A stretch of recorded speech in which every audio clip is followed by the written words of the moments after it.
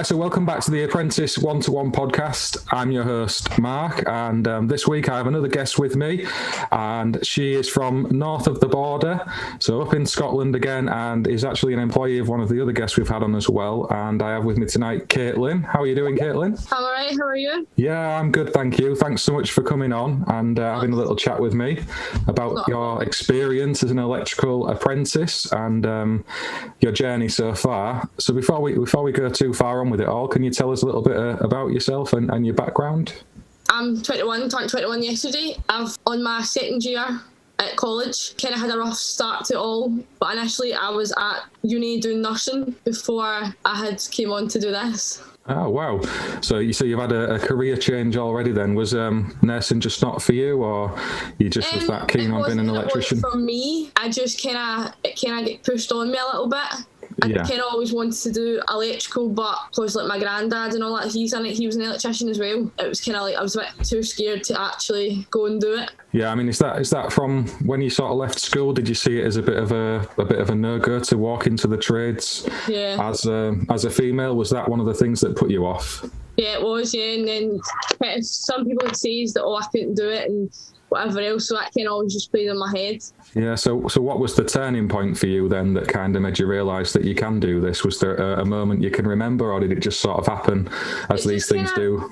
It just kind of sort of happened because I was just sick of people telling everybody, oh, you can't do this, you can't do that. So it was kind of just proving people wrong, really. Fantastic. And now you're working as an electrical apprentice for Craig at Quinnergy. So Craig came on and did a podcast with us already. How's that going for you?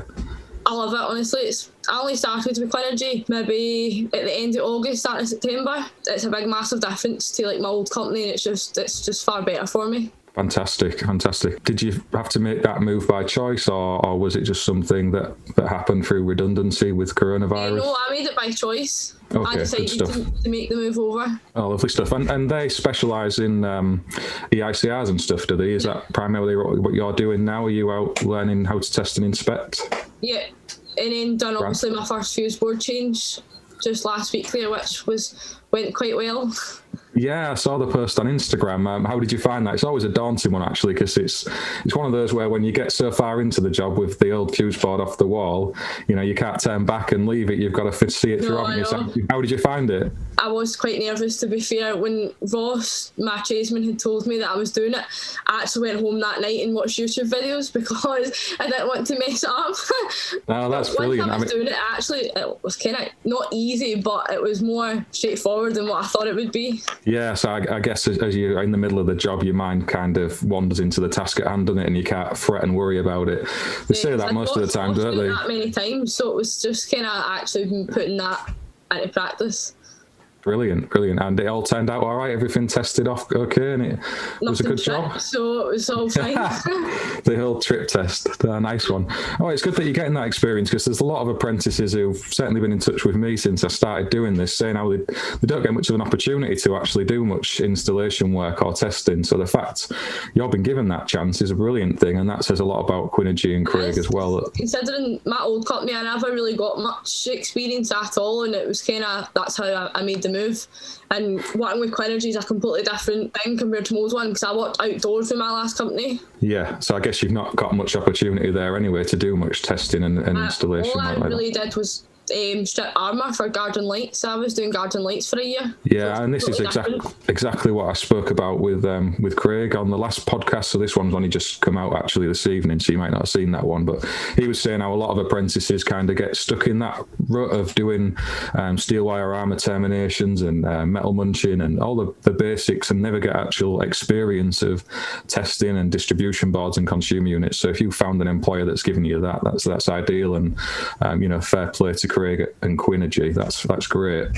How have you found your learning through all of this? Have you been managing to get into college still? Are you on day release, or has it all been stopped? The last time I was at college was just before Christmas. So I think we did like 3 days at college and then like 2 days online. Right. So the lectures would come on at like 9, 12 and then 3, and they would kind of take like a register.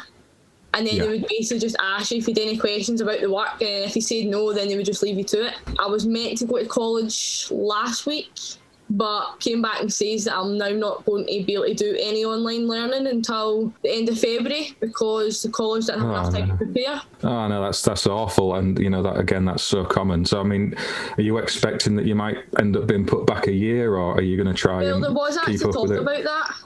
There were like our training officer did say, there is talk about obviously putting you back a year, but all my class was like, no, we'd rather just try and stick it out as much as we can. But we've got college work due just now, and try to do that's hard because the lecturers aren't really there to help you. No, and that you've got. I can totally sympathise because that must be really difficult if you've not been taught these things. How are you ever supposed to, get your assignments in and pass exams? It's impossible. Expecting everything on to be in for the date that they've set it for, and you're like, I can't do that. No, I mean, I can totally understand. I know there's a few people who've popped stuff up to try and help apprentices. I don't know if you've seen the eFix Apprentice Hub, and there's Sparky Ninja as well, who's got a load of stuff on his YouTube channel, and a few other places as well. But I mean, it still doesn't replace actual lecturers giving you the tuition you need. They're the ones who know you and should be able to guide you and train you in the best way. So yeah, because I find it's hard to actually do it online. I prefer to actually sit and talk to somebody face to face and try to do it myself on a computer. Yeah, no, I can understand that as well. I think I would be the same. I can't imagine how difficult that must be trying to get the theoretical knowledge into people. And I sympathise as well with the lecturers because they haven't asked for it to be like that to an extent. It's kind of the situation we're all stuck with, isn't it? But it doesn't help you guys, and hopefully it resolves sooner rather than later and you can get back in that classroom. Because I've got a big family and I'm the oldest of 5. My other siblings, they're all trying to do online school as well, and they're finding it dead hard to kind of do it as well. Yeah, no, I mean, it was really difficult for young people, and I've got kids at my house as well who were doing the same, and it's not easy for any of them. It's a worry, isn't it? I can really sympathise, and I don't really know what the answer is right in the here and now. I would love to tell you that we can get it sorted out and change it, but it's not going to happen, is it? You've just got to see what's going to happen. Yeah, fingers crossed that this vaccination programme has some effect and they can open the schools and colleges sooner rather than later. So as your role as an electrical apprentice has developed, have you learned that you are okay as a female to be an electrician? And I ask you this as a man who's done this job 20 years, and I've probably had never any question like that asked of me. And I've had Vicky come on the podcast as well, and she was of the mindset that, she's just an electrician. It doesn't matter that she's female. Did you find any resistance to you being on site anywhere, or any obstacle or difficulty in your prior employment or with Quinnergy? Yeah, prior it was kind of hard. So a lot of the sites that we were on were obviously with different trades on it, and you obviously get stared at, whatever else, and you could hear them all talking, oh, she shouldn't be here, she's this isn't a job to suit her, and whatever else. But then once you were actually in doing it, and they actually seen that, oh, she is actually all right, and then you can have banter back with them, they're fine. Yeah, I mean, that's the ultimate thing, isn't it? If you're good at the job and you can do it, it shouldn't matter if you're a bloke or a woman. It really shouldn't make any difference at all. But that is there. We all know it is, and it's people like yourself who have to experience it rather than me. And it's sad in a way, isn't it? But I'm pleased to hear you've pushed through that, and you're now training to be an electrician. You mentioned before about your granddad. Is he the inspiration for you wanting to do all of this? You said he was an electrician himself. Yeah. My granddad's kind of been my idol for I was such a young age, and I kind of just wanted to do what he did. Brilliant. And was he a self-employed electrician? Was he working in a company? What was? I think he maybe was for a wee while, and I think he mostly just obviously worked for different companies throughout his time. And that tends to be how it goes. You get that inspiration from family. I mean, it was my granddad who got me interested in electrics, and I think that's quite common among people in the trade. My dad, he works in the trade as well. This shed that I'm in, me and my dad actually built this. Oh, sweet. And wired it and whatever else. Oh, nice one. So you've got construction skills in the entire family, so you're set for life then, really, aren't you? Yeah. You can start flipping houses and all sorts. So while you've been training as an apprentice, how have you found the wages? Because that's another common area that people have complaint and issue with. Have you found them to be okay, or is it a bit of a struggle, trying to manage on an apprentice's wage? I actually do not bad, to be fair. I wouldn't say that I struggle to pay things or buy things that I want. I'm a good saver though, so I don't know if that kind of makes a difference. I don't really go out and spend my wages when I get them. No, I mean, that's a commitment on the apprentices side, isn't it? That you realise there's a bit of a lag in your wages to start with, and you'll get the payback later on. At the end of the day, you're getting paid to learn, aren't you? So I mean, it's a better arrangement than at university where you hand over tens of thousands of pounds to get qualified in something. I know, because with different trades, like in Scotland, we're actually the more higher end pay than most of the apprentices, because there's apprentices that I know that are nearly qualified, and I actually get more than them just now, being a second year, than what they do that are nearly qualified. Wow, I never realised that it was like that up in Scotland. That's different to down here. So yeah, that's interesting. In terms of your site assessments and stuff, are you still getting visits from your assessors or whatever you would call them, your training officer? Yeah. Officer. I got one a couple of weeks ago, actually, just before Christmas. And that's the first one I've ever had since I started my apprenticeship. Really? Yeah, I've only had one out the whole 2 years that I've been at college, so that was the first one. Wow, how did that go? Was it all right? It was fine, but I thought they never really wanted to see me doing work. It was kind of just asking questions like, oh, how do you find it, and whatever else it was. I thought it would be more they need to see you doing things. Yeah, usually that's the case, and perhaps it'll build towards that. It might have just been an intro. Just because obviously COVID and everything else, it was just completely different to maybe what it's been previously. Yeah, I mean, that could be the case, couldn't it? It's all a bit different at the moment, and hopefully you get that assessment, because you're going to need it to fill your portfolio in. It's a little bit different up in Scotland, isn't it? I spoke about this with Craig on his podcast, but you don't do the same kind of apprentice, or the exact same apprenticeship that we do down here in England. Do you have a different AM2 test, isn't it? Is it called the FICA test or something up there? Yeah, we get a FICA test, and it's end of third year. So from first year, you go to college for a month at a time. So you go to college for a month, and then you're at work for like 6 or 8 weeks. Then you go back to college for a month. For second year, you go for 2 weeks at a time, every 8 to 10 weeks or something like that. Your weeks get cut shorter. Third year, you're only there for 1 week, and that's at the end of the year. So it's like a week-long test, basically, and if you pass all your tests, it's up to the employer to put you forward for your FICA test. Okay, so you need the sign-off kind of from the college and your employer before you can even go in for it. Yeah. Well, it is a little bit different then. I mean, it's similar but different. In terms of the NVQ as a whole, how do you feel about that? Do you feel it's still a worthwhile qualification? Is it something you're going to be proud to have finished when you finally get through it? Are you still looking forward to that?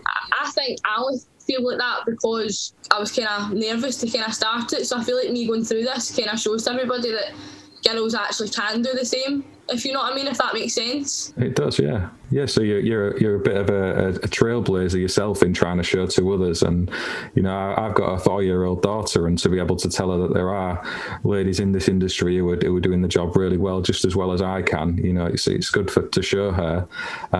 So yeah, full credit to you. I think that's amazing, and I hope. When I started college, it was kind of a bit daunting as well, because my very first day at college, I walked up to the class that when I was meant to, and the person in charge was like, "Oh, I don't think you're meant to be here." And I was like, "No, I think I am." And he's like, "Are you sure?" And I was like, "Yeah." And he's like, "Right, hold on a minute, I'll check obviously the register." And he checked, and he says, "All right, okay, yeah, you are, just go take a seat."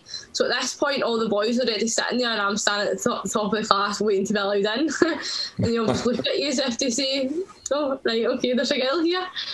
I can imagine it, can't you? And it is sad to hear, because you've as much right to be there as anybody else. But yeah, you can see that happening all through the country in various classrooms. Is there any other girls on your course? No.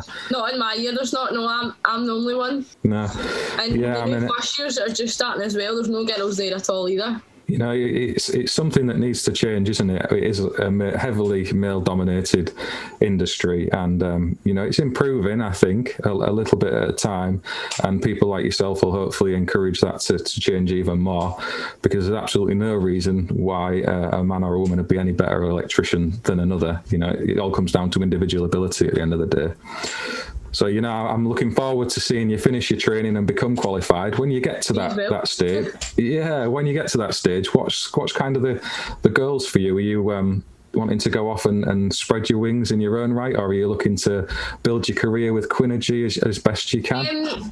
Just to start until I got on my feet, probably I want to build with Quinnergy, because Craig and the team they are really good to me. They are the best company that I really could have asked for to actually do my apprenticeship with. But eventually down the line, I do kind of want to start my own business, which I have set up an Instagram page for, and I've actually named it after my dog.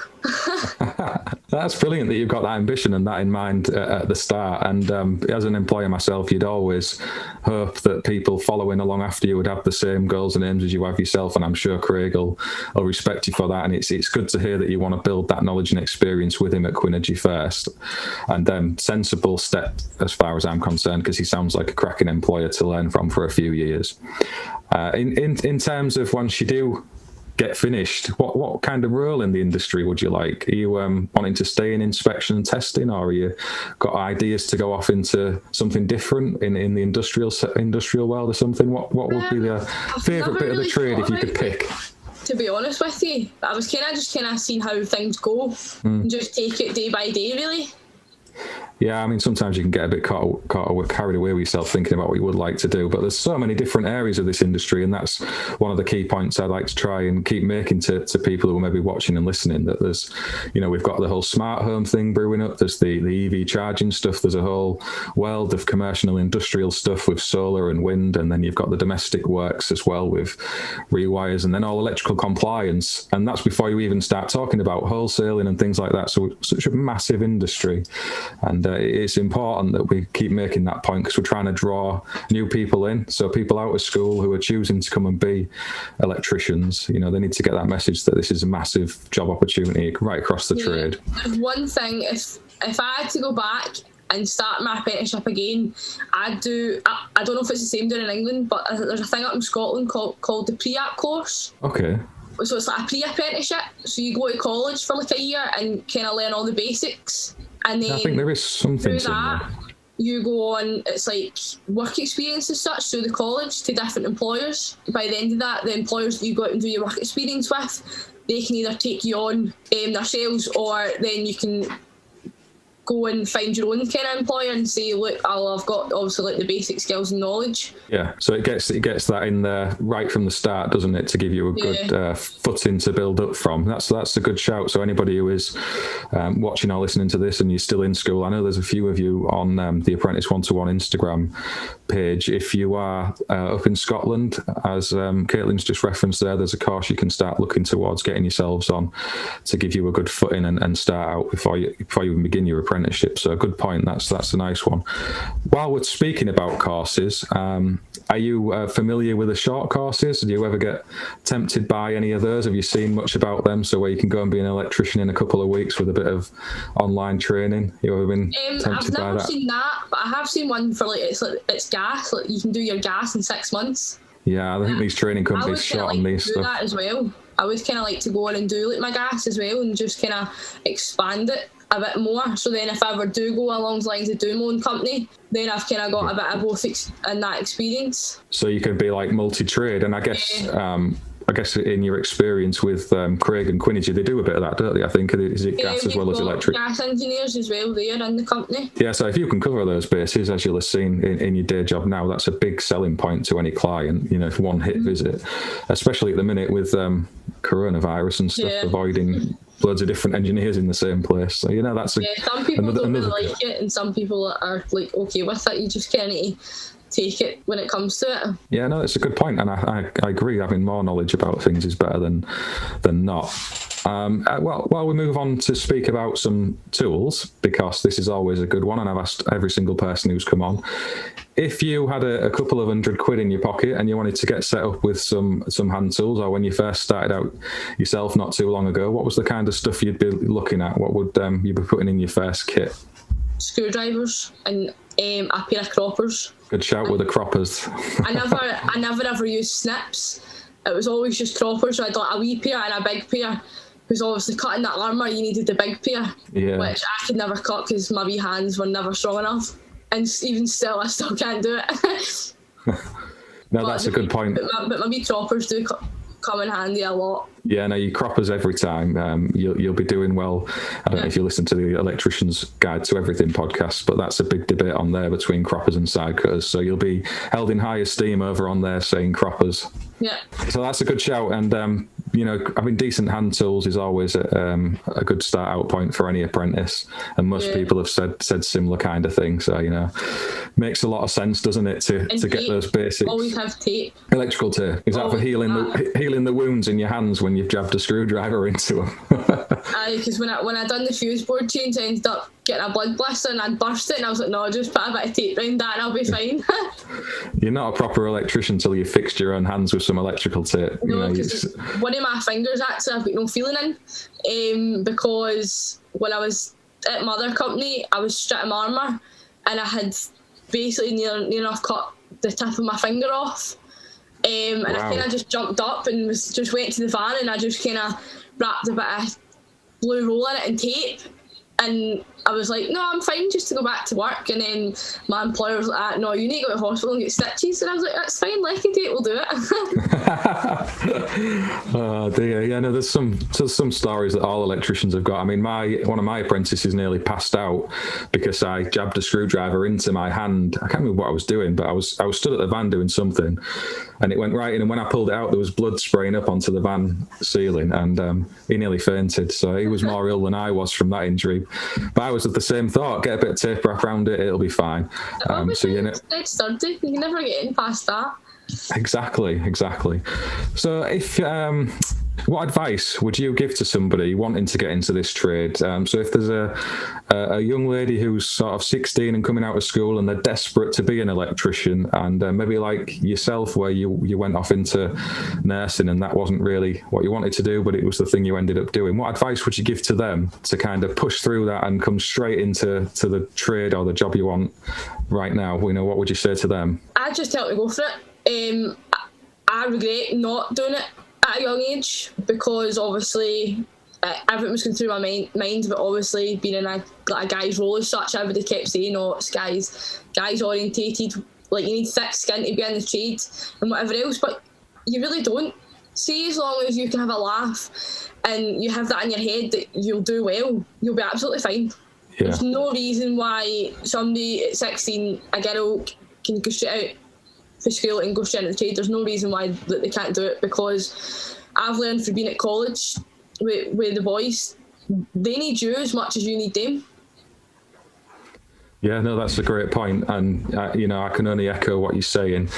And again, if somebody's kind of in the role they don't really want to be in now, and they've always wanted to step into the trades, it doesn't have to be as an electrician, and it doesn't have to be it doesn't have to be if you're a girl either, anybody. We always make these mistakes as we leave school. None of us really know exactly what we want to be doing, and if you find you're not on the path that you're really passionate about, then do something about it. End up it, and then you end up working in a shop for the rest of your life that you don't want to do. Exactly, and the best thing you can do is make that change as early as you can to be doing something that you are interested in, because we spend most of our lives working, don't we? It's what we do the most of, and if you don't enjoy it and it's not interesting, then you're going to end up hating it. So make that change. I used to go to work with my old employer and used to hate actually being there, and see now that working with Craig and Quinnergy, I really enjoy going to work. I do. That's brilliant. I'm excited to actually get up in the morning and actually wonder what I'm getting up to that day. Yeah, that's when you've got a good job. If you're looking forward to it in a morning and you're jumping out of bed to go and get on with it, you've found a decent career path, haven't you? So good on you. And it's nice that Craig and Quinnergy make that work environment. And having spoken with Craig on the podcast, I know he's big in looking after his team and in his employees. And he was saying that when he's recruiting people, he doesn't actually do it in a traditional sense through CVs and application. It's more in the person, and sometimes approaching him through social media. How did you actually find Craig? Was it a job advert in the paper? I'm going to imagine it wasn't. No, it wasn't. It was through Select. It was on the website. I kind of got to a stage where I was wanting to change quite quickly, and I was kind of just texting all these employers and phoning them to see if they were taking on. And I spoke to Craig, and he's like, "That no, like, you sound like the person that I want on my team." This was not that Christmas year, but the Christmas before. Then I don't really know what happened, but I never started then, and it wasn't until obviously during COVID he texted me out the blue one day just asking how my apprenticeship was going, and just said, "Look, I'm looking to take on people if you're interested or know anybody." And I was like, "I'm interested, like I'd be more than happy to come and meet you." And then I just kind of met him, and then that was it. Grand stuff. So it sounds like Craig tapped you up really and stole you from your former employer. But yeah, that is a good point. And it's a common question I've been asked recently is, what can we do as apprentices to stand out to employers and try and find jobs? Because there's a load of people who've been laid off through all of this, and they're all desperate to get back into work. So what kind of advice would you give to an apprentice as things they can do to increase their chances of being employed or find that next job? What would you say to some of those people? Probably is what Craig did as well, social media. See if you can start up your own page promoting the kind of work that you've done, and showing employers that like you are good at what you do, and like you'd be an asset to the team. And it's probably just social media, because there's more employers using social media now than like ever before. Yeah, 100%. That's great advice. And I would echo that as well. If you're on social media anyway, just knocking about with your mates and stuff, even if you make up a separate account just to show some of the work you're doing or the work you have done, and try and get some of the electricians who you've worked with before to kind of comment on your stuff. It all helps. It shows you're interested. And another good shout is to get around the local wholesale network. So if you have small independent wholesalers especially, pop into them, even some of the national chains, and just get to know the people behind the counter, because often they're the eyes and ears of the contractors who are busy and who aren't, and they can put you in touch with people more often than not. Yeah. So that's another good shout. And you mentioned then about social media, and you are on there yourself. If there is any people who would like to follow you, where can they find you? Where can they find out more about yourself? My personal account is just obviously my name, Caitlin Kearney XO, and then for my electrical page, it's Bordeaux Electrics. Obviously named after my dog that I bought myself last year. So yeah, I've seen both of those accounts. So if you are wanting to go and see the kind of installs Caitlin's been getting on with, I'll pop a link into the description of the video and the podcast, so you can go and follow her over on there. And even if anybody's got any questions, like girls or boys, to see how to get into it or whatever, then my messages are always open for anybody that wants to talk. Just to even ask a simple question, you can message me anytime. That's brilliant, and that's very generous of you. So, there's a whole community of people out there doing stuff. It isn't just me with Apprentice 1-to-1. There's loads of other people, and Caitlin's just put herself forward there as one of them as well now. So, it's fantastic that everyone is trying to help and look after each other, especially through all of this that we're faced with right now. With Apprentice 1-to-1, we keep finding employers and jobs, and we'll keep pressing away with that. And if there are any questions that anybody has as well, reach out to myself. I'm always happy to try and link you all together, so it doesn't have to just be employers with apprentices. It's linking apprentices together as well. You can all help each other as well. So in terms of your view on the electrical industry as a whole, this is another question I've asked everyone, and it's a fairly big one in a lot of ways. Do you see it as kind of in the gutter and finished with, or is it something that's waiting to emerge into one of the best industries there are to work in? Because there seems to be a certain element of people who are around my age who are suggesting that it's never been worse, and then there's a whole generation of people coming through kind of your age who are saying that actually that the prospects for this trade are immense. Where do you sit in it all? I think it's got a lot more to offer. I think there's a whole new world out there in the coming years that can just totally change, and I think I'm in the position where I could make it better. But I do think we're getting there to be like one of the best industries. Yeah, no, I would agree with you. And sometimes we get bogged down by a lot of the voices who are kind of bashing things more often than not. And it's important to have a bit of context and accept that actually the benefits of being an electrician in the next 10 to 20 years are huge. It's probably the biggest growing trade there is when you look at all the stuff that's coming with gas boilers been stopped to a point. I mean, he was talking about doing your gas, but it looks like the government are kind of trying to encourage people away from gas heating. So there's all the electric heating as well in people's homes. There's the EV car charging, the smart homes, and all of the other things. So, it's a great opportunity for anybody coming into this industry. And if you want to get an apprenticeship in any trade, you probably do well to pick an electrical apprenticeship of all the others right now. When people ask me, "Oh, what do you do?" and you say to them, you do also get the odd person that's a bit like, all right, okay, you're doing this and you're doing that, and then there's other people that are like, that's really good, like you're probably the most best job there is as a trade. I think it really just depends on people's thoughts on things. And absolutely. I mean, what outside of the electrical industry, what do your friends and family think of you wanting to be an electrician? Have you got any comments from them based on your career choice? Has anybody kind of poo-pooed on it as such, or have they all been quite supportive? Most of them have been quite supportive and whatever else, but there was maybe the one or two kind of was sitting on the fence, kind of wondering, but will she be okay? Like, will she be able to do this? And now that I have got a good company to work for, and they all can see that how I've developed in the past 2 years, they love it because they just phone me up to do things for them. They're like, that is great. Yeah, I guess you'll have to start getting used to that. I mean, that's one of some people say it's a downside. It's actually a perk that you can help your friends and family out with stuff. I enjoy doing it, and you've got a lifetime of that to come now where you'll be changing socket fronts and light fittings for friends and family forever. She's just moved into a house. Our dad's like, no, just get Caitlin up. She'll be able to help me. So she was having problems with our wash machine and our boiler, and I ended up just fixing them all and doing whatever. And they were loving it because then they trust you when they know you. So it's better when they can trust somebody than getting somebody else in that might not do the job as well as somebody that you know well. Yeah, absolutely. And again, as you move on with your career, having that kind of recommendation as well from people to other people is a good thing. Speaking myself, that's one of the ways I grew my business actually. So, we'd do jobs for friends and family, and a lot of them are in and around other trades, and they start recommending you out to other people.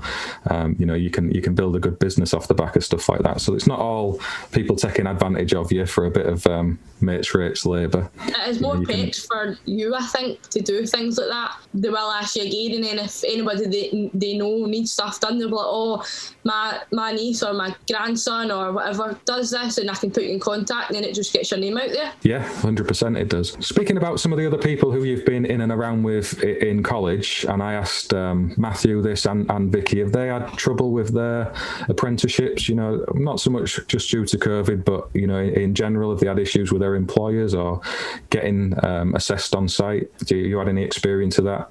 No, not really. My college has actually been quite good with me. I don't know if they're a bit more lenient on me because I am the only girl in the class, and I think I kind of get more help if I need it. Yeah, I wouldn't have thought so. They don't want to put me off if they don't give me it, if you know what I mean. Yeah, maybe. I mean, it sounds like they might just be a decent college to be attending. What do you find of the gear they've got there? I mean, some of the other apprentices have said how the colleges are there at their actual booths that they're working in and stuff are pretty awful, and the materials they're working with are about 20 years old. What's it like for you guys? Is the college, pretty much all right, up to date and stuff? Some tools could probably be better, but I don't know if that's just because we kind of go out and buy the best for us. So the ones in college, I would say they're kind of a wee bit outdated, but they still work, and you still in the booths they're fine. They've plenty of workspace, and so I'd say my college is probably quite good for this. So at the minute you're doing pretty well, and it was the same kind of story with Matthew and Vicky as well, that they were in good colleges, and it's important for us to remember that is the case in the majority of situations. I would say that most colleges are decent and the lecturers are just trying to help the students. But there is obviously some that could do with some improvement, and that's often the ones we hear about the most, because people tend to complain before they praise, don't they? That's the same with anything. If you've bought something on Amazon and it's a load of rubbish, I'd say probably now it could be doing a bit of improvement, but I suppose it's all new to the lectures as well. We try to do stuff online and actually being there to help when you're not in like college. Yeah, I think they need to join a lot of the dots up between the colleges, because some of them have absolutely nailed it in COVID and coronavirus and doing the online learning, and still getting the apprentices speaking to each other. There was Craig Wiltshire who mentioned that on his podcast, and Gary Hayes as well had some good insight on that. But there are other ones who have massively flopped, if you like, and not done the best job of things. So, kind of back before Christmas, they'd kind of ask for like feedback as such to how you found being at college during like the pandemic and stuff, and how they could improve to help you kind of do what you needed. And like a lot of us kind of said the Zoom calls, doing it through that and actually teaching that class, and then the kind of lecturers came back and said, well, some of them are at work, and I says that's fine, I says, but you could record yourself doing it and then put it on, so then we can go back and re-watch it if we are at work, and then be there if we had any questions after it. Yeah, that would make a lot of sense, wouldn't it, if they could kind of video the actual lesson in some way and then provide a means for you guys to ask questions and for them to comment some replies back. Mm-hmm. You would think with all the technology that's available today, that wouldn't be too difficult. It wouldn't be an issue. No, you'd think that would be the kind of thing that they could maybe get in place going forward. And it is a learning curve, and a lot of colleges aren't built to move and change with the times quickly. It's just the nature of the way they are. They've been like that probably for 30 years in a lot of cases, maybe more, and all of a sudden they're having to change the way they teach and get in touch with the learners. It's not easy for them either, but you are right, there's a few that have not been the best, and hopefully they can get sorted out, or we can get back to normal one way or another.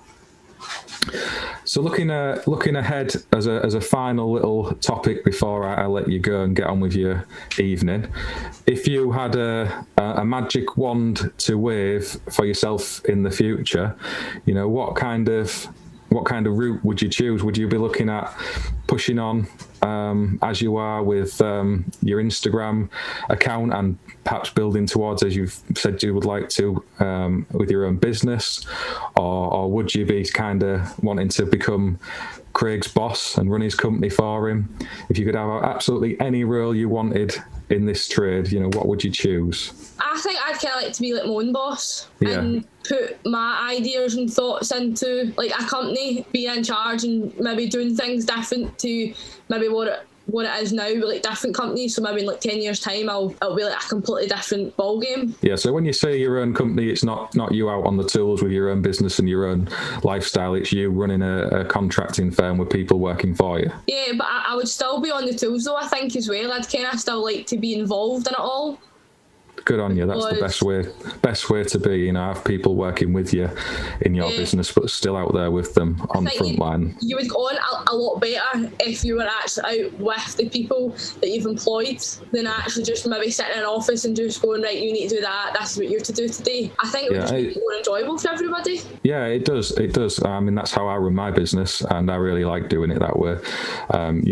If you've got that kind of mindset that's what you want to do, then I say go for it, Caitlin, and push with all you've got to get there. Hopefully in the next few years you can get your training finished and you're not going to be delayed too long.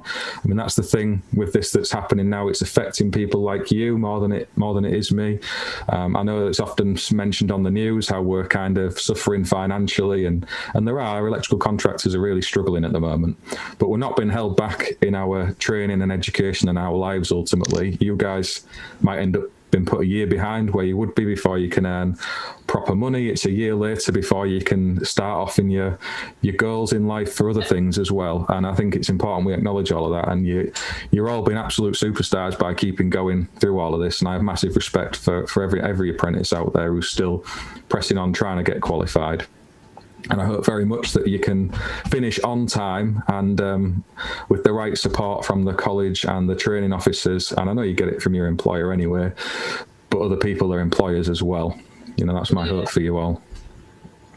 And thank you for your support of Apprentice 1-to-1. You've liked and shared a lot of the stuff and ramblings I've popped up over the last few months from quite early on. I really do appreciate it. It makes a big difference just sharing that message around and try and get people talking about the apprenticeship system. So, thanks for doing that. And as I said, I will pop in the description to this video and the podcast where people can come and find you if they would like to ask you any questions. So that's guys and girls, but especially if you're a lady looking to get into the industry, or you're in an apprenticeship at the moment and you want to get in touch with Caitlin, then I'll pop her details below. Is there anything you'd like to say before we leave it? Anything you'd like to ask? No, it's just thanks very much for obviously having me. It's quite good to actually go on and speak about the things that most people don't want to talk about because they're maybe a bit scared to actually speak out about their apprenticeship or what they do every day and like how they want to change it. Yeah, that's really important, and that's one of the things I do like to try and do through my social media, is just to give people somewhere to come and talk publicly about these things. And it's not because we've got any of the right answers, but it's important to hear everyone's opinion. And thanks for coming and sharing yours. I appreciate it. And anytime you want to come back on and speak about anything, we can do something like this again. Maybe get a few apprentices together to come on and do a bit of a bigger group chat maybe at some point in the future. If you'd be up for that'd be good. Yeah, no, grand stuff. So thanks again for coming on. We'll end this here now, and if anybody would like to ask me any other questions or pop on the podcast yourself, you know where to get in touch, and I'd be more than delighted to chat with you. So thanks again, Caitlin. No bother. And see you again. Right, bye. Bye.